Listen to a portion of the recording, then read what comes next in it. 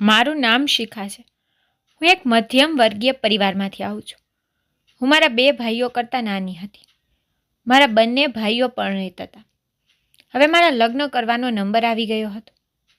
પણ હું ભણતી હોવાથી હજુ લગ્ન કરવા માંગતી ન હતી. મારી કોલેજ લાઈફ ખૂબ સારી રીતે ચાલી રહી હતી. હું મારા બધા મિત્રો સાથે ખૂબ એન્જોય કરતી હતી. એક દિવસ મારી મિત્રએ મને તેમના જન્મદિવસની પાર્ટીમાં આમંત્રણ આપ્યું.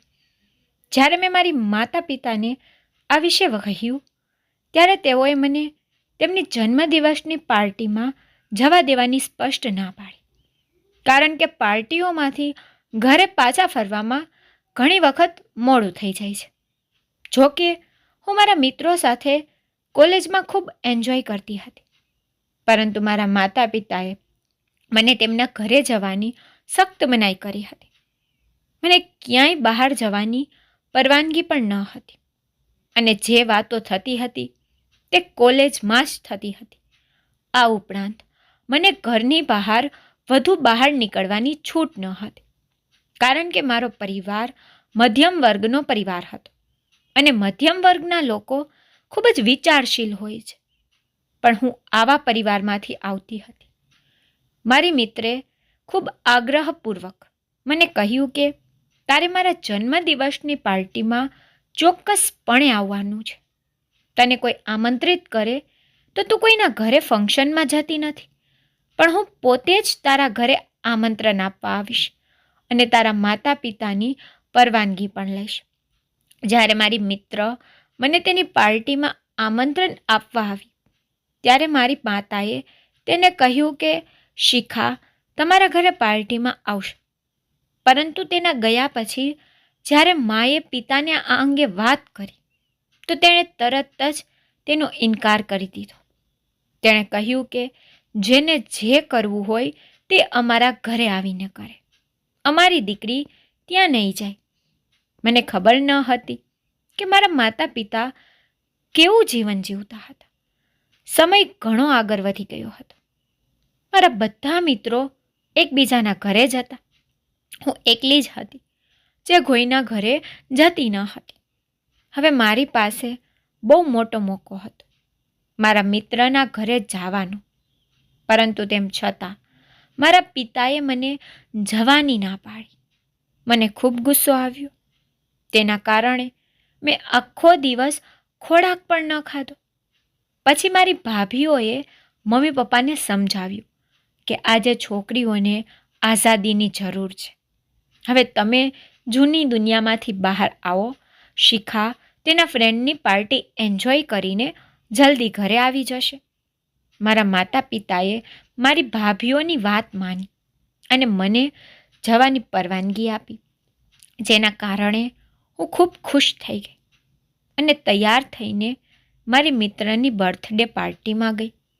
ત્યાં ગીતો ખૂબ જોરથી વગાડવામાં આવતા હતા. તે ખૂબ જ સરસ ફંક્શન હતું. દરેક સાથે ડાન્સ કરતા હતા. જ્યારે મારી ફેમિલીમાં આવું કંઈ થતું ન હતું. મારા પરિવારમાં છોકરા છોકરીઓ એકસાથે ડાન્સ પર કરી શકતા ન હતા, ભલે તે ભાઈ કે બહેન હોય. મારા માતા પિતાનું કહેવું હતું કે આ બધી બેશરમી કહેવાય છે. પણ અહીં આવ્યા પછી મને ખૂબ જ મજા આવી રહી હતી. કારણ કે મેં આવી જન્મદિવસની પાર્ટી પહેલી વાર જોઈ હતી જ્યાં છોકરીઓ અને છોકરાઓ એકસાથે ડાન્સ કરી રહ્યા હતા અને તેમને રોકવાવાળું કોઈ ન હતું.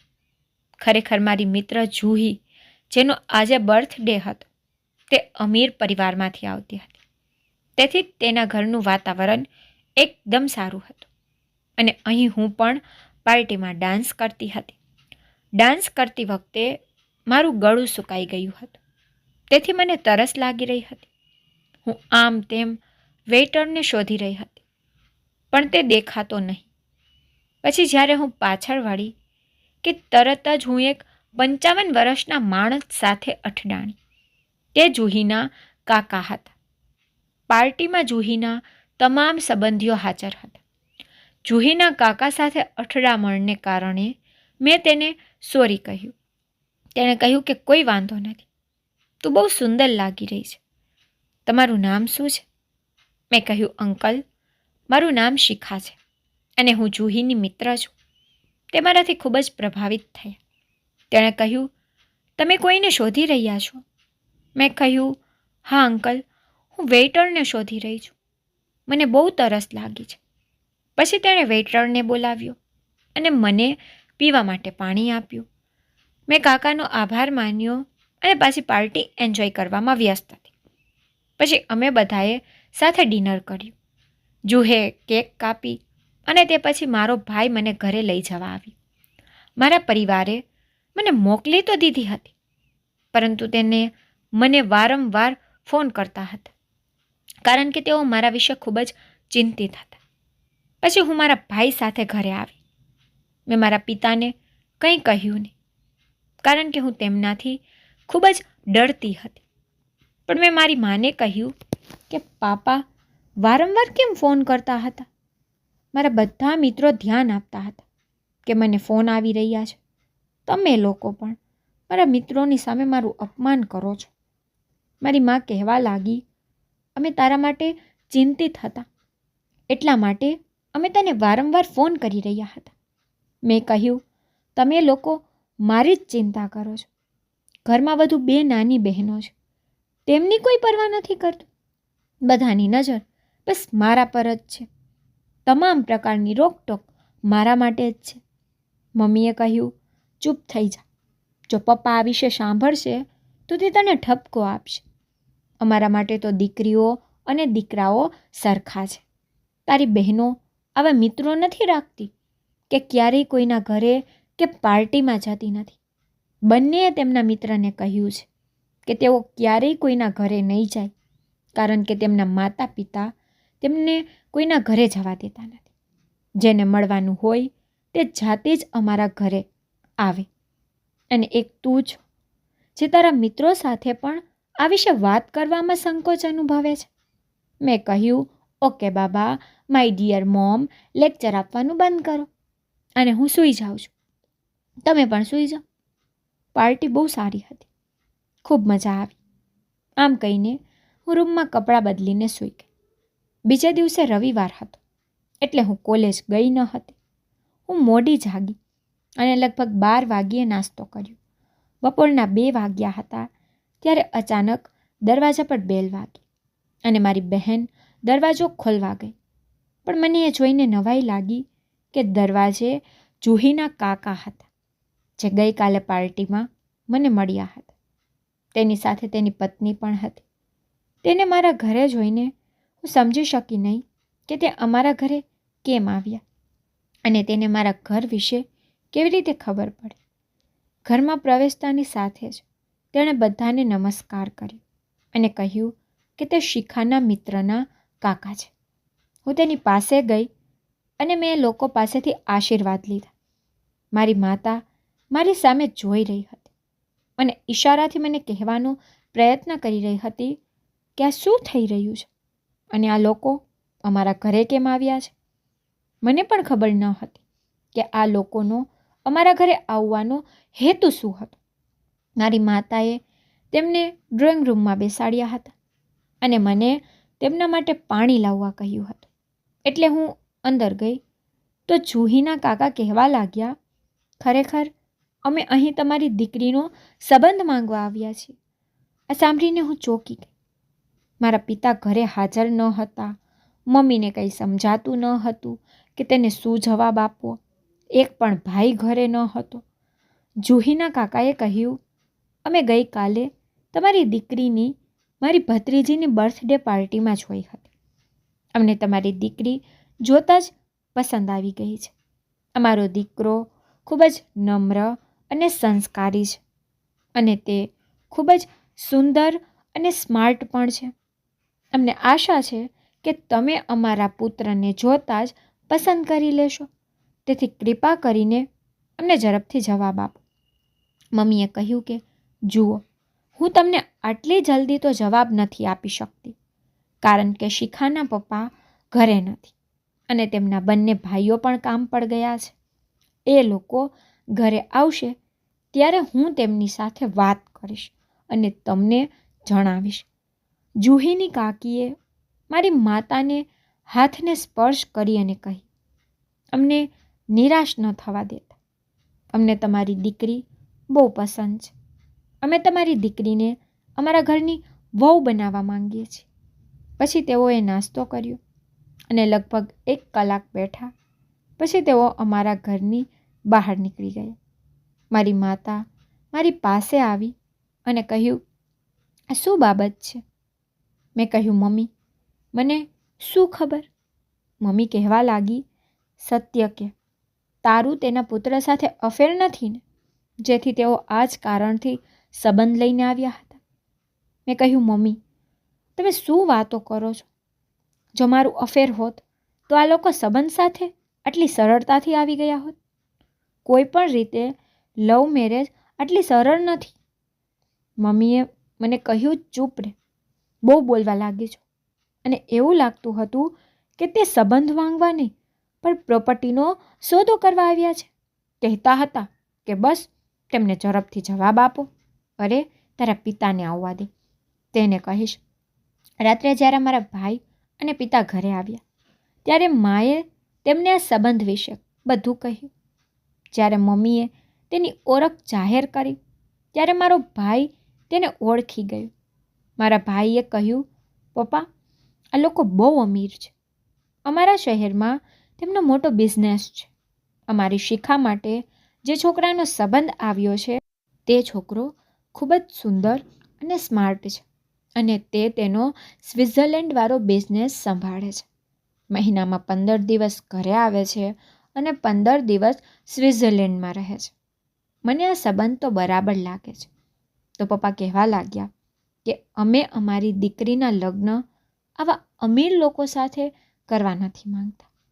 અમીર લોકો પહેલાં સંબંધો કરે છે પરંતુ પછીથી ગરીબી લોકોની પુત્રીઓને હેરાન કરે છે. ક્યાં સુધી આપણે તેમને દહેજ આપતા રહી શકીએ? અમે તેમની સાથે સ્પર્ધા કરી શકતા નથી. તેથી આપણે આ સંબંધ માટે તૈયાર નથી. મને આ સંબંધ સાથે કોઈ લેવા દેવા જ ન હતી. હું લગ્ન કરું કે ન કરું, પણ મારા માતા પિતા એકબીજા વચ્ચે કંઈક ખીચડી પકાવતા હતા. પરંતુ તે ખૂબ જ આશ્ચર્યજનક હતું કે જુહીના કાકા અને કાકી બીજા જ દિવસે જવાબ મેળવવા અમારા ઘરે આવ્યા હતા. તે દિવસે મારા પપ્પા પણ ઘરે હાજર હતા. મારા પિતાએ તેને આ સંબંધનો સ્પષ્ટ ઇનકાર કરી દીધો હતો અને કહ્યું હતું કે અમે તમારા ધોરણના નથી, એટલા માટે અમે અમારી દીકરીને તમારા ઘરે આપી શકતા નથી. છોકરાના માતા પિતાએ કહ્યું હતું કે અમને તમારી દીકરી જ પસંદ છે. જો તમે તમારી દીકરીને ખાલી હાથે પણ મોકલશો તો અમને તમારી સાથે કોઈ વાંધો નહીં હોય કે કોઈ ફરિયાદ પણ રહેશે નહીં. બધાથી જાજી જીદ છોકરાના પિતા કરી રહ્યા હતા. છોકરાઓ તરફથી આ સંબંધ માટે ઘણું દબાણ હતું. મારા પરિવારના સભ્યો પણ વિચારતા હતા કે શું તેઓને અમારી દીકરી એટલી પસંદ આવી છે કે તેઓ બીજાના ઘરે સંબંધ માંગવા તૈયાર નથી. મારા ભાઈએ કહ્યું કે છોકરો સારો છે અને જ્યારે ઘરના લોકો આટલું દબાણ કરે છે તો આ સંબંધ કરવામાં શું વાંધો છે? તેને અમારી બહેન ગમી ગઈ છે, તેથી તે બીજાના ઘરે સંબંધ કરવા માંગતા નથી. અને આ રીતે મારો સંબંધ ફાઇનલ થયો અને મારા લગ્નનો દિવસ નજીક આવી રહ્યો હતો. હું જેની સાથે લગ્ન કરવાની હતી તેનું નામ વરુણ હતું. તે જુહીનો કઝિન હતો અને તે દેખાવમાં ખૂબ જ સ્માર્ટ અને સુંદર હતો. લગ્ન કરવા માટે તે સ્વિટ્ઝરલેન્ડથી અહીં આવ્યો હતો.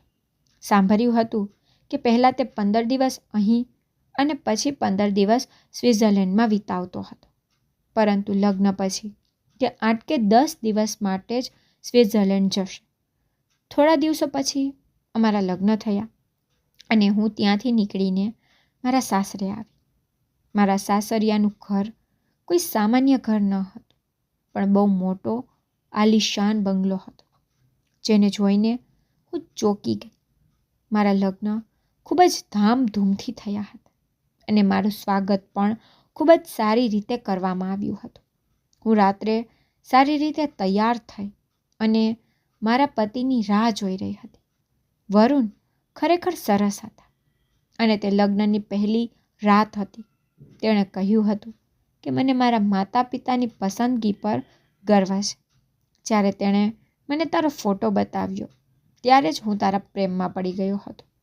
ફોટામાં તું ખૂબ જ સુંદર લાગતી હતી, પણ વાસ્તવિક જીવનમાં પણ તું વધુ સુંદર છો. પછી મારા પતિએ મને મોં દેખાડવાનું ગિફ્ટ આપ્યું અને તે પછી અમે બંનેએ અમારું લગ્ન જીવન શરૂ કર્યું. બધા મહેમાનો મારા સાસરે રોકાયા હતા, કારણ કે મારા સસરાએ બીજા દિવસે અમારા લગ્નની રિસેપ્શન પાર્ટીનું આયોજન કર્યું હતું. મને પાર્લરમાંથી ખૂબ જ સારી રીતે તૈયાર કરવામાં આવી હતી. હું ખૂબ જ સુંદર દેખાઈ રહી હતી અને મારા પતિ સાથે સ્ટેજ પર બેઠી હતી. મને જોઈને બધા મહેમાનો મારા વખાણ કરી રહ્યા હતા અને કહી રહ્યા હતા કે વરુણની પત્ની ખરેખર ખૂબ જ સુંદર છે. ચારે બાજુ ઘોંઘાટ હતો. કેટલીક જગ્યાએ મહેમાનો વ્યસ્ત હતા તો કેટલીક જગ્યાએ ગીતો વગાડવામાં આવી રહ્યા હતા. કાર્યક્રમ ખૂબ સારો હતો. તે પછી અમે બધા ડાઇનિંગ ટેબલ પર બેસીને ભોજન કરી રહ્યા હતા. વેઇટર અમારા ટેબલ પર કોલ્ડ ડ્રિંક્સ રાખતો હતો ત્યારે અચાનક તેની કોલ્ડ ડ્રિંક્સની ટ્રે પલટી ગઈ અને તમામ કોલ્ડ ડ્રિંક્સ મારા ડ્રેસ પર આવી ગયું. વેઇટર પોતાની હરકતોથી ખૂબ જ શરમ અનુભવી રહ્યો હતો. મારા પતિએ પણ તેને ખૂબ ઠપકો આપ્યો. ત્યારે મારા સસરાએ કહ્યું, કંઈ વાંધો નહીં દીકરા, ભૂલથી થયું હશે. મારા સસરાએ કહ્યું, જાઓ વહુ, બાથરૂમમાં જઈને પોતાનો ડ્રેસ સાફ કરો. મારા પતિની કઝિન મને મારા રૂમના બાથરૂમ સુધી લઈ ગઈ હતી. હું અંદર ચાલી ગઈ અને તે બહાર ઊભી રહી. તેણે કહ્યું, ભાભી, તમે ડ્રેસ બદલીને આરામથી બહાર આવી શકો છો. હું મહેમાનો પાસે જાઉં છું. મેં તેને ચાલ્યા જવાનું કહ્યું. ત્યારે અચાનક જ વોશરૂમની લાઇટો બંધ થઈ ગઈ. હું તેની અંદર હતી અને હું ડરતી હતી. મેં ઝડપથી મારો ડ્રેસ સાફ કર્યો. હું વિચિત્ર રીતે નર્વસ અનુભવી રહી હતી અને મેં તરત જ બહાર જવાનું બંધ કરી દીધું, કારણ કે ચારે બાજુ અંધારું હતું. પછી મેં વિચાર્યું કે ચિંતા કરવાની તો કોઈ વાત નથી. થોડી વારમાં લાઇટ આવશે તો ચારે બાજુ રોશની થઈ જશે. કોઈ પણ રીતે ડરવાનું કંઈ નથી, કારણ કે અમારું ઘર છે. હું હજુ પણ મારા ડ્રેસને બરાબર સાફ ન કર્યો અને વોશરૂમમાંથી બહાર આવી. મેં જોયું કે મારા રૂમમાં પણ અંધારું થઈ રહ્યું હતું. હું લાઇટ ચાલુ કરવા માટે બટન શોધી રહી હતી. મને લાગ્યું કે ક્યાંક લાઇટની વ્યવસ્થા હોવી જોઈએ. ત્યારે અચાનક કોઈએ અંધારાનો લાભ લીધો અને તેણે મારો હાથ પકડ્યો. હું ખૂબ નર્વસ હતી. એ મારી જાતને મુક્ત કરવાનો સખ્ત પ્રયાસ કર્યો અને કહ્યું, કોણ છે, કોણ છે? પણ કોઈ બોલતું ન હતું. મને લાગ્યું કે તે મારા પતિ હશે, પણ જો તે ત્યાં હોત તો ચોક્કસ બોલ્યા હોત, પણ કોઈ બોલતું ન હતું. મને લાગ્યું કે કંઈક ખોટું છે. મને હાથમાં રહેલા હાથ ખૂબ જ મજબૂત લાગતા હતા. મને સમજાયું કે મને ખેંચવામાં આવી રહી છે. હું ચીસો પાડવા માંગતી હતી, પરંતુ મારા મોં પર હાથ મૂકવામાં આવ્યો હતો. હવે મને સમજાઈ રહ્યું હતું કે મારી સાથે કંઈક ખોટું થવાનું છે. પછી કોઈએ મને કંઈક સૂંઘાડ્યું અને હું બેહોશ થઈ ગઈ. તે પછી મને ખબર પણ ન પડી કે મારી સાથે શું થયું. જ્યારે હું હોશમાં આવી ત્યારે મેં જોયું કે મારા શરીર પર કોઈ કપડાં ન હતા, માત્ર સફેદ રંગની ચાદર હતી અને હું બેડ પર પડી હતી. મારી સાસુ મારી બાજુમાં બેઠી હતી અને ધ્રુસકે ધ્રુસકે રડી રહી હતી. હું સમજી શકતી ન હતી કે આ બધું શું થઈ રહ્યું છે અને મારી સાસુ કેમ રડે છે. સવાર થઈ ગઈ હતી. મારી સામે મારા પતિ પણ હાજર હતા. તે પણ મોઢું લટકાવી ઊભા હતા. મેં મારા પતિને પૂછ્યું કે શું થઈ રહ્યું છે. મારા પતિએ કહ્યું, મને માફ કર શિખા, હું તને મારી પત્ની નહીં બનાવી શકું. મેં કહ્યું, તમે શું કહેવા માંગો છો? મારા પતિ કહેવા લાગ્યા કે કાલે રાત્રે કોઈએ તારી સાથે એવું કર્યું હતું જે થવું જોઈતું ન હતું. પછી મને યાદ આવ્યું કે વરુણ શું કહેતો હતો. મેં વરુણને કહ્યું કે મને પણ ખબર નથી, આ બધું કોરે કર્યું. વરુણ, મને ખબર છે મને શું થયું. કોઈએ મને બેભાન કરી દીધી હતી અને તેને મારી બેહોશીનો ફાયદો ઉઠાવીને આ બધું કર્યું હશે. કોણે કર્યું? કોણે કર્યું? તેને તમે શોધો. હું તેને ક્યારેય માફ નહીં કરું. વરુણ કહેવા લાગ્યો, તું હોશમાં આવી જા શિખા. ગઈકાલે અમારા ઘરના બધા મહેમાનો તારી વાત જાણી ગયા છે. ગઈકાલે તું અહીં 1 કલાકથી આવી ન હતી, તેથી મને તારી ચિંતા થવા લાગી. તેથી મેં તને બોલાવવા માટે એક નોકરાણીને મોકલી અને નોકરાણી તને જોઈને ચીસો પાડવા લાગી. બધા મહેમાનોની સામે તું આ હાલતમાં પડી હતી અને બધા મહેમાનો અહીં ભેગા થયા હતા અને તારા વિશે ખોટું બોલતા હતા. તારા કારણે મારું ઘણું અપમાન થયું. હું તારા જેવી છોકરીને મારી પત્ની તરીકે સ્વીકારી શકતો નથી. મેં તારા માતા પિતાને બોલાવ્યા છે. તું તારા ઘરે જા અને હું છૂટાછેડાના કાગળો તારા ઘરે મોકલી આપીશ. મેં ઝડપથી વરુણનો કોલર પકડ્યો અને કહ્યું, તમે આ રીતે શું કરો છો? તમે શું કહી રહ્યા છો? તમે મારી સાથે આમ ન કરી શકો. હું તમારી પત્ની બનીને આ ઘરમાં આવી છું અને કોઈએ મારા પર જબરજસ્તી કરી છે. આમાં મારો કોઈ દોષ નથી. તમે મને છોડી શકતા નથી. મારા સસરા અને સાસુએ વરુણને ઠપકો આપીને કહ્યું હતું, તે ઘરેથી ક્યાંય જશે નહીં. જો લોકો વાતો બનાવે છે તો તેમને વાતો બનાવવા દો. હવે આ અમારા ઘરની ઇજ્જત છે. વરુણે તેના માતા પિતાની સલાહને કારણે મને ઘરમાંથી કાઢી મૂકી ન હતી અને બીજા જ દિવસે લોકોના કહેવાથી વરુણ સ્વિટ્ઝરલેન્ડ પાછો ગયો હતો. હું ખૂબ ચિંતિત રહેવા લાગી હતી અને આખો દિવસ રૂમમાં જ રહેતી. મારી સાસુ બહુ જ સરસ સ્ત્રી હતી. તે હંમેશા મારી ખૂબ કાળજી લેતી હતી. મારા પતિને તો મારી જરાય ચિંતા ન હતી. મેં જ્યારે પણ તેની સાથે વાત કરવાની કોશિશ પણ કરી ત્યારે તે મારી સાથે વાત પણ કરતા નહીં અને સ્વિટ્ઝરલેન્ડ ગયા પછી તેણે ક્યારેય મારી સામે જોયું પણ નહીં. મારા સસરા અને સાસુ ઘણા સારા હતા, પરંતુ એક ખૂબ જ વિચિત્ર ઘટના રોજ મારી સાથે બનતી હતી. જ્યારે હું રાતે સૂઈ જતી તો મને ખૂબ જ ઊંડી ઊંઘ આવી જતી અને મને જરા પણ હોશ ન રહેતો. મારી આંખ સવારે જ ખુલતી હતી અને આ રીતે મને માથાના દુખાવાને કારણે ચક્કર આવતા હતા. મારા પતિને ગયાને લગભગ 1 મહિનો થઈ ગયો હતો અને તે ઘરે આવ્યા ન હતા. મને તે વ્યક્તિ પર ખૂબ ગુસ્સો આવતો, જેણે મારા જીવનને આ રીતે ઝેર કરી નાખ્યું હતું. મારી સાસુ મને કહેતી હતી, તને શું થયું છે? તું એકલી રૂમમાં કેમ બંધ રહે છે? શિખા, હું તને મારી દીકરી જેવી માનું છું.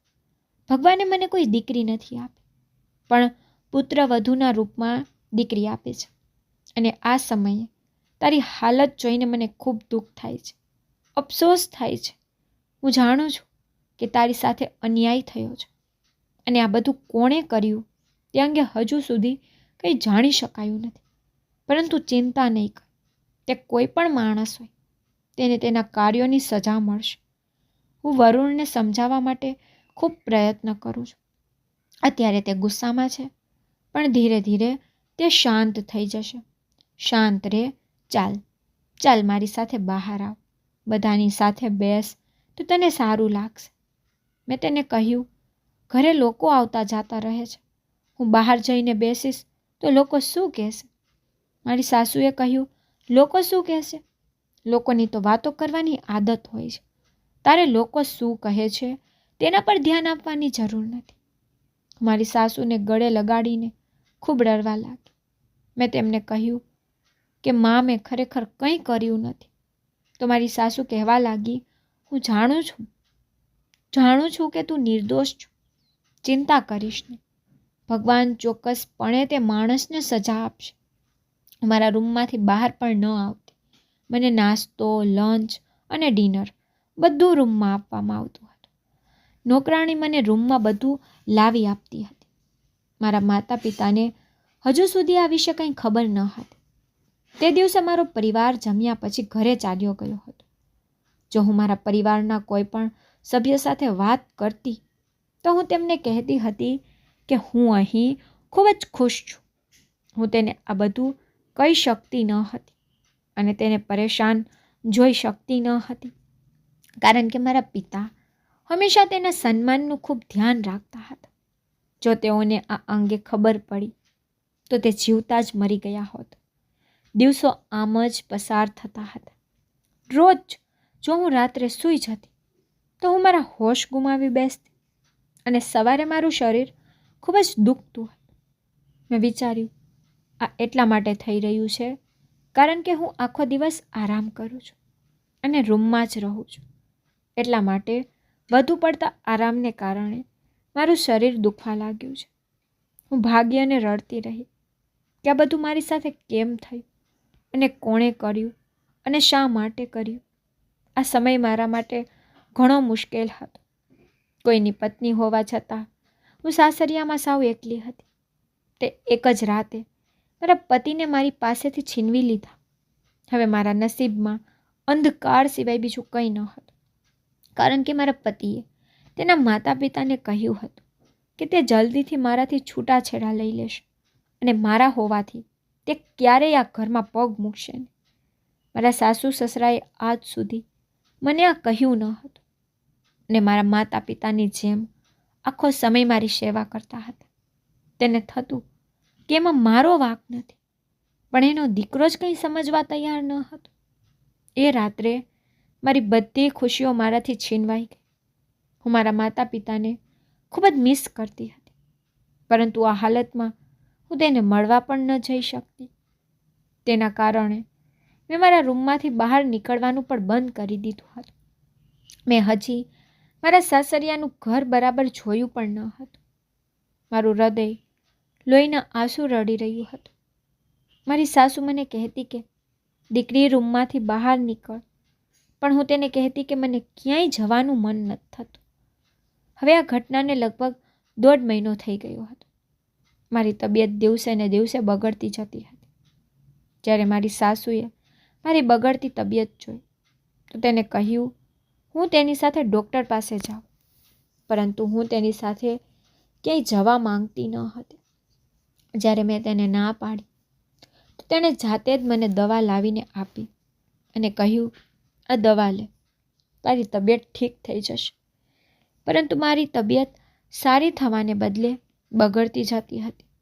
હું આખો દિવસ પથારી પર જ સૂઈ રહેતી હતી. હવે તો મેં ચાલવાનું પણ બંધ કરી દીધું હતું. મને ખબર ન હતી કે મારી સાથે આવું કેમ થઈ રહ્યું છે. મારી સાસુ મને બહુ સમજાવતી કે દીકરા, તમારી આગળ પણ એક મોટું જીવન છે. છેવટે ક્યાં સુધી તું તારા હૃદયની નજીક દુઃખ પકડીને રાખીશ? જરા તારી સ્થિતિ જો, તું અહીં કેવી રીતે આવી હતી અને કેવી થઈ ગઈ છું, અને સ્વપ્ન સમજીને ભૂલી જા અને આગળ વધ. મેં મારી સાસુને કહ્યું, તો પછી તમારો દીકરો આ કેમ ભૂલી જતો નથી? જાઓ અને તેને સમજાવો કે તેને આ વાત ભૂલી જવી જોઈએ, તો કદાચ હું સંપૂર્ણ ઠીક થઈ જઈશ. તે મને સ્વીકારી લેશે. પણ જો તે મને છૂટાછેડા આપે અને મને ઘરની બહાર ફેંકી દે તો મારા માતા પિતા જીવતા મરી જશે. મારો પરિવાર ખૂબ જ ઇજ્જતદાર છે, તે આ ક્યારેય સહન કરી શકશે નહીં. તો મારી સાસુ કહેવા લાગી, અમારો પુત્ર ખૂબ જિદ્દી છે. હું તેને સમજાવવા માટે ખૂબ પ્રયાસ કરી રહી છું, પણ તે સમજી જશે. મારા સાસુની સલાહ મુજબ મેં ઘરની આસપાસ થોડું ફરવાનું શરૂ કર્યું. હું મારા રૂમની બહાર પણ ચાલતી હતી, કારણ કે હવે મારી પીઠ પણ દુખતી હતી. પણ હું લાંબો સમય સુધી ચાલી શકતી ન હતી. જો હું ચાલતી તો મને ચક્કર આવી જતા. શરૂઆતમાં હું સમજી શકી ન હતી કે મારી સાથે આવું કેમ થઈ રહ્યું છે. હવે મને સતત ચક્કર આવતા હતા અને સાથે સાથે મારું હૃદય પણ મચલતું હતું. હું મારી તબિયતને લઈને ખૂબ જ ચિંતિત થઈ ગઈ. તેથી મેં મારી સાસુને બધું કહ્યું, પરંતુ મારા સાસુએ મારી તબિયતની અવગણના કરી અને ચિંતા ન કરવાનું કહ્યું. બધું સારું થઈ જશે. બિનજરૂરી ટેન્શન ન લે, તેનાથી તારું સ્વાસ્થ્ય ખરાબ થશે. મેં તને કેટલી વાર કહ્યું છે કે બધું ભૂલી જા, ભગવાન બધું ઠીક કરશે. આ સાંભળી મેં ઊંડો શ્વાસ લઈને મેં મારી સાસુ સામે હાથ જોડીને કહ્યું કે કૃપા કરીને તમારા પુત્રને સમજાવો કે તે મને સ્વીકારી લે. તે મને જે સજા આપી રહ્યો છે એમાં મારો વાંક નથી. તેને કહો કે પાછો આવે અને મને તેની પત્ની તરીકે સ્વીકારે. કદાચ આમ કરવાથી મારો રોગ મટી જશે, મને હિંમત મળશે અને હું સંપૂર્ણ ઠીક થઈ જઈશ. પણ મારી વાત સાંભળીને મારી સાસુ ચૂપ થઈ ગઈ અને તેની આંખોમાં આંસુ આવી ગઈ. તેણે કહ્યું, દીકરી શિખા, હું તને બહુ આશ્વાસન નહીં આપી શકું, પરંતુ હું તેને સમજાવવા માટે સતત પ્રયાસ કરી રહી છું. હું આશા રાખું છું કે તે સમજશે અને ટૂંક સમયમાં તારી પાસે પાછો આવશે. મેં કહ્યું, આ ક્યારે થશે? લગ્નને 2 મહિના થવા જઈ રહ્યા છે. નવપરિણીત વહુ હોવા છતાં હું આ ઘરમાં છુપાયેલી રહું છું. સમય ઝડપથી પસાર થાય છે. ધીમે ધીમે હું જાડી થવા લાગી અને હું સાવ પલંગ પર પડી ગઈ હતી. અને મારી સાસુ પણ મારા માટે પરેશાન હતી અને આંખોમાં આંસુ લઈને ચૂપચાપ મારી સામે જોતી રહેતી અને મને વારંવાર કહેતી, શિખા, તું બહુ સારી છો. ભગવાન જલ્દી જ તને બધી મુશ્કેલીઓમાંથી મુક્ત કરશે. હું આવી વાતોનો અર્થ સમજી શકતી ન હતી. મારા સસરા મારા રૂમમાં આવતા ન હતા, ફક્ત મારી સાસુ જ આવતી હતી. એક દિવસ મારી તબિયત બગડી ગઈ અને હું બેભાન થઈ ગઈ. જ્યારે હું હોશમાં આવી ત્યારે મેં જોયું કે ડૉક્ટર, મારા સાસુ અને સસરા મારી સામે ઊભા હતા. ડૉક્ટર મને તપાસી રહ્યા હતા અને મારી સાસુ સાથે વાત કરી રહ્યા હતા કે તેમની ખૂબ કાળજી લો અને તેમને ખાવા પીવા માટે સારી વસ્તુઓ આપો.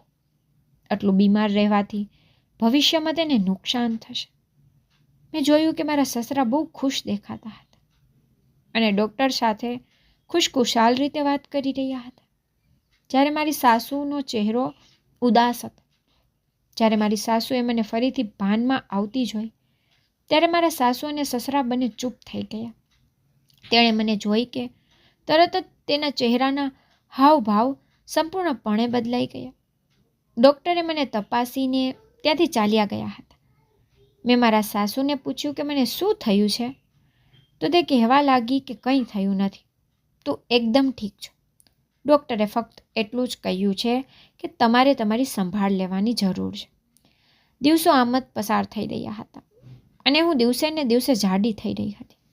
જાડા થવાથી સાથે મારું પેટ પણ બહાર નીકળતું હતું. આ વાત મને ખૂબ ચિંતા પહોંચાડી રહી હતી. મને મારા પેટની અંદર કંઈક હોય તેવું લાગતું હતું. મેં મારી સાસુને કહ્યું કે મને ખબર નથી કે મારા પેટમાં શું થઈ રહ્યું છે અને મારું પેટ કેમ આટલું વધી રહ્યું છે. મારા સાસુએ મને કહ્યું કે તને પેટમાં ઇન્ફેક્શન થઈ ગયું છે. આ કારણે તારું પેટ વધી રહ્યું છે, બીજું કંઈ નથી. તારે ચિંતા કરવાની કોઈ જરૂર નથી. તારી ડૉક્ટર પાસેથી સારવાર ચાલી રહી છે.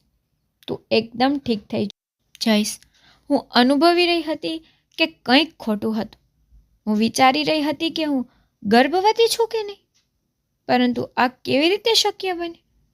મેં મારી સાસુને આ વિશે પૂછ્યું તો તેણે સ્પષ્ટ ના પાડી. તેને કહ્યું, વહુ, એવું કંઈ નથી. મેં તને કહ્યું ને કે તારા પેટમાં ઇન્ફેક્શન છે, પણ હું આ સ્વીકારવા તૈયાર ન હતી. મને ચક્કર આવતા હતા અને કંઈક ખાટું ખાવાનું મન થતું હતું. હું સમજી ગઈ હતી મારી સાસુ ખોટું બોલી રહી છે અને હું ગર્ભવતી છું, પણ તેનો બાપ કોણ છે? મારી હાલત દિવસે ને દિવસે ખરાબ થતી જતી હતી. હું માત્ર ચૂપ રહી, કારણ કે મને પણ ખબર ન હતી કે હું ખરેખર પ્રેગ્નન્ટ છું કે બીજું કંઈક છે. તેથી હું ચૂપ રહી અને દિવસો આમ જ પસાર થવા લાગ્યા. એક દિવસ મને અચાનક મારા પેટમાં સખ્ત દુખાવો થવા લાગ્યો. હું જોરથી બૂમો પાડવા લાગી. મારી સાસુ મારા રૂમમાં દોડી આવી અને મને ચિંતા ન કરવાનું કહ્યું અને કહ્યું, શિખા, અમે તને અત્યારે જ હોસ્પિટલ લઈ જઈશું. પછી મને કારમાં બેસાડી હોસ્પિટલ લઈ ગયા. મને હોસ્પિટલમાં દાખલ કરવામાં આવી અને પછી મને જે ડર હતો તે જ થયું. મેં એક સુંદર પુત્રને જન્મ આપ્યો. જ્યારે મને હોશ આવ્યો ત્યારે મેં જોયું કે બાળક મારા સસરાના ખોળામાં છે અને તે તેને ખૂબ જ પ્રેમ કરી રહ્યા છે. મારા સસરા બાળકને ઘરે લઈ ગયા હતા. મેં મારી સાસુને કહ્યું કે તમે મારી સાથે ખોટું બોલ્યા. મને કહેવામાં આવ્યું કે મારા પેટમાં ઇન્ફેક્શન છે, જ્યારે મારા પેટમાં કોઈ ઇન્ફેક્શન નથી. આ બાળક મોટું થઈ રહ્યું હતું. મેં કહ્યું તમે મારી સાથે કેમ ખોટું બોલ્યું છે? તે મારી સામે આંખો નીચી કરીને ઊભી રહી અને કહેવા લાગી, મને માફ કર. હવે હું તારાથી વધુ સત્ય છુપાવી શકતી નથી. વાસ્તવમાં તમારી સાથે જે થયું તે કોઈ બીજાએ નહીં, પરંતુ મારા પતિએ કર્યું હતું. વરુણ ચોક્કસ મારો દીકરો છે, પરંતુ મારા પતિનો પુત્ર નથી. તેને કહ્યું કે હું મારા પતિની બીજી પત્ની છું. તેની પ્રથમ પત્નીથી તેને બાળક થયું ન હતું અને તે વહેલા મૃત્યુ પામી હતી. મારા માતા પિતાએ મને તેના સાથે પરણાવી જ્યારે મારી પાસે પહેલેથી જ વરુણ હતો. જ્યારે મારા લગ્ન થયા હતા ત્યારે વરુણ 2 વર્ષનો હતો. મારા પરિવારના સભ્યોએ તમારા સસરાને જાણ કરી હતી કે મારે પહેલેથી જ એક બાળક છે. તે બધું જાણવા છતાં મારી સાથે લગ્ન કરવા તૈયાર હતા અને વરુણને સ્વીકારી પણ લીધો હતો. પરંતુ કમનસીબી એ છે કે હું મારા પતિના બાળકોને જન્મ આપી શકી નહીં. અને મારા પતિ પાસે ઘણા પૈસા છે, ઘણી બધી મિલકત છે, પણ તેમાંથી તે મારા પુત્રને કંઈ આપી શકતા નથી, કારણ કે તે મારા પહેલા પતિનો પુત્ર છે. હું તારી પાસે માફી માંગુ છું શિખા. અમે તને અમારું લક્ષ્ય બનાવ્યું હતું. મારો પુત્ર સ્વિટ્ઝરલેન્ડમાં પહેલેથી જ પરિણીત છે. તે તેના પરિવાર સાથે ત્યાં રહે છે. મારા પતિએ તને અમારા ઘરે જન્મદિવસની પાર્ટીમાં જોઈ અને તે ક્ષણે તું તેને પસંદ આવી ગઈ અને તેણે જ કહ્યું હતું કે આ છોકરી કોઈ પણ રીતે અમારા ઘરે આવવી જોઈએ. હું મારો વારિસ ઈચ્છું છું કે જેમને હું મારી બધી મિલકત સોંપી શકું, જેથી મારો પરિવાર આગળ વધી શકે. તું મને બાળક આપી શકી નથી. જે તારો પુત્ર છે તે પણ મારો પોતાનો પુત્ર નથી. મને મારો પુત્ર જોઈએ છે. મારા પતિ મને ખૂબ મારતા હતા કારણ કે હું તેમને તારી સાથે ખોટું કરતા રોકતી હતી. વરુણના લગ્ન વિશે અહીં કોઈ જાણતું નથી, જેથી મારા પતિએ કહ્યું કે અમે તારા પુત્રના શિખા સાથે લગ્ન કરાવી દઈશું અને ત્યારબાદ હું તેનો લાભ લઈશ. તેને બેભાન કર્યા પછી અને વરુણ તારા પર દોષારોપણ કર્યા પછી તે તને છોડીને ચાલ્યો જશે. મારા પતિ દરરોજ રાતે નોકરાણીના હાથે ભોજન મોકલતા હતા, જેમાં નશો ભેરવવામાં આવતો હતો. રાત્રે જમ્યા પછી તું બેભાન થઈ જતી ત્યારે મારા પતિ તારો લાભ લેવા આવતા હતા, જેથી તું ગર્ભવતી બની. આ બાળક મારા પતિનું છે અને તારી સાથે જે અકસ્માત થયો હતો તે પણ મારા પતિએ જ કરાવ્યો હતો. મેં મારી સાસુને કહ્યું કે મને લાગતું હતું કે તમે ઘણા સારા છો, પણ તમે મારાથી આટલી મોટી વાત છુપાવી છે. જો તમે મને આ કહ્યું હોત તો કદાચ હું અહીંથી ભાગી ગયો. મારું જીવન આ રીતે બગડ્યું ન હોત. જિંદગી બરબાદ કરવા માટે તમને હું જ મળી હતી. દુનિયામાં ઘણી બધી એવી છોકરીઓ છે જે છૂટાછેડા લીધેલ અથવા તેના પતિનું અવસાન થયું હોય તેવી સ્ત્રી સાથે લગ્ન કરી શકત. દુનિયામાં ઘણી એવી મહિલાઓ છે જેમનો કોઈ આધાર નથી. એ સ્ત્રીને તમારા ઘરમાં સહારો મળી ગયો હોત અને તમારા પતિને આ રીતે મારું જીવન બરબાદ કરવાની શું જરૂર હતી? મારી સાસુએ કહ્યું, હું આવું થવા દેવા માંગતી ન હતી, કારણ કે પછી મારા પતિ મને ઘરની બહાર કાઢી મૂકત. મને મારી પાસે બીજો કોઈ આધાર નથી. મેં કહ્યું, વરુણ તમારો આધાર છે? આ દુનિયામાં તમારો એક યુવાન પુત્ર છે. તમે એવું કેમ કહી શકો કે તમારી પાસે કોઈ આધાર નથી? મારી સાસુ કહેવા લાગી, જ્યારથી વરુણે લગ્ન કર્યા છે ત્યારથી તે તેની પત્નીના પલ્લુ સાથે બંધાઈ ગયો છે. તેની પત્નીને આ ખબર નથી કે તેના અહીં તારી સાથે લગ્ન થયા છે. જો આવું થશે તો તે ઘણો હોબારો કરશે. મારા પતિએ વરુણને પૈસાની લાલચ આપી હતી અને પછી તે તારી સાથે લગ્ન કરવા રાજી થયો, કારણ કે અમારા હેતુ તારા લગ્ન અમારા પુત્ર સાથે કરવાનો ન હતો, પરંતુ મારા પતિ ઈચ્છતા હતા કે તું ઘરમાં આવે અને તે તારી પાસેથી સંતાન પ્રાપ્ત કરાવે. તેને તેનું બાળક મળી ગયું. હવે તે તને આઝાદ કરી દેશે. મેં કહ્યું, મારું જીવન એટલું સરળ હતું કે તમે લોકોએ તેને બરબાદ કરી દીધું અને હવે તમારા પતિ મને મુક્ત કરશે. મારી તો આખી દુનિયા બરબાદ થઈ ગઈ. મારી સાસુ કહેવા લાગી, તે બધું ખોટું હતું. તારા વિશે કોઈને કંઈ ખબર નથી, કારણ કે આ બધું પ્લાનિંગ હેઠળ થયું હતું. મને ડરાવવામાં આવી હતી જેથી હું ઘરની બહાર નીકળું નહીં. મારી સાસુએ કહ્યું, હું તને બંધ શબ્દોમાં કહેતી હતી કે તારે રૂમમાંથી બહાર આવવું જોઈએ, પણ તે મારી ક્યારેય વાત ન માની.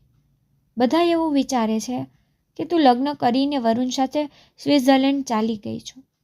જ્યારે તે ફોન પર તારા પરિવાર સાથે તે 1-2 વાર વાત કરી ત્યારે તમારા માતા પિતાને લાગ્યું કે તમે અહીં છો, પરંતુ તે પછી અમે તેમના ઘરે સમાચાર મોકલ્યા કે તું વરુણ સાથે સ્વિટ્ઝરલેન્ડ ગઈ છે અને ત્યાં કાયમી શિફ્ટ થઈ ગઈ છે.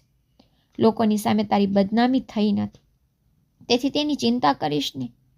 તેમની પાસેથી આ સાંભળીને મારી આંખોમાં આંસુ વહેવા લાગ્યા કે હું આટલી કઠિન પરીક્ષામાંથી પસાર થઈ છું.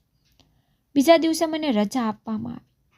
મારી સાસુ મારું મોં છુપાવીને બંગલામાં લઈ ગઈ. મારા સસરાએ મારી સામે હાથ જોડીને મને કહ્યું હતું કે આ વિશે કોઈને કંઈ કહીશ નહીં, અમને ફક્ત આ બાળક જોઈએ છે. મારા સસરાએ કહ્યું, મારી બધી મિલકત પડી છે, મારી બધી સંપત્તિ તને સોંપું છું, તમારે જે જોઈએ છે તે લઈ લો. મારે ફક્ત મારા પરિવારનું નામ આગળ વધારવા માટે આ બાળકની જરૂર હતી.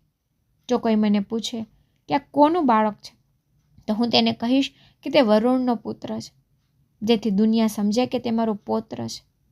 મેં કહ્યું, ક્યારેક વ્યક્તિ બહુ નીચે પડી જાય છે. મારે તમારી સંપત્તિ નથી જોઈતી. આટલું કહીને મેં મારી વસ્તુઓ પેક કરવાનું શરૂ કર્યું, કારણ કે મારે હવે મારા ઘરે જવાનું હતું. મારી સાસુએ મને રોકવાની ખૂબ કોશિશ કરી અને કહ્યું કે શિખા, તું જે ઈચ્છ તે લઈ લે, પણ તારા જીવનથી આટલી નારાજ ન થા. હું ચૂપચાપ મારા ઘરે ગઈ અને જ્યારે મેં મારા પરિવારને આ વાત કહી તો તેઓ ખૂબ પરેશાન થઈ ગયા. મારા પિતા ખૂબ રડ્યા. મેં તેમને કહ્યું, કંઈ નુકસાન થયું નથી. તે લોકોને બાળક જોઈતું હતું અને વ્યક્તિ તો બાળકો માટે શું કરે છે. મારે પરિવારના સભ્યોએ કહ્યું કે તે લોકો સામે પોલીસ ફરિયાદ કરવી જોઈએ, પરંતુ મેં તેમને રોક્યા અને વારંવાર ના પાડવા છતાં મારા સસરાએ તેમની કેટલીક જમીન મારા નામે કરી દીધી. હું મારો ભૂતકાળ ભૂલવા માંગતી હતી, કારણ કે મારી સાથે જે બન્યું તેના વિશે હું કંઈ કરી શકતી નથી. કદાચ ઈશ્વરે મને ધીરજ બદલે બદલો આપ્યો છે. મેં મારો અભ્યાસ ફરી શરૂ કર્યો અને સારી પોસ્ટમાં વ્યસ્ત થઈ ગઈ. મેં તે શહેર પણ છોડી દીધું હતું. થોડા દિવસો પછી મારા લગ્ન પણ થઈ ગયા. હવે હું મારા પતિ સાથે ખૂબ જ ખુશ છું. આજે પણ જ્યારે હું મારા જૂના જીવનને યાદ કરું છું ત્યારે હું ધ્રુજી જાઉં છું અને પછી મને એ વિચારીને શાંતિ થાય છે કે લોકોને તેના વિશે કંઈ પણ ખબર નથી. તમને જો મારી સ્ટોરી પસંદ આવી હોય તો લાઈક શેર સબસ્ક્રાઈબ જરૂરથી કરજો અને તમને મારી સ્ટોરી કેવી લાગે છે તે મને કમેન્ટમાં જરૂરથી કહેજો. Thank you.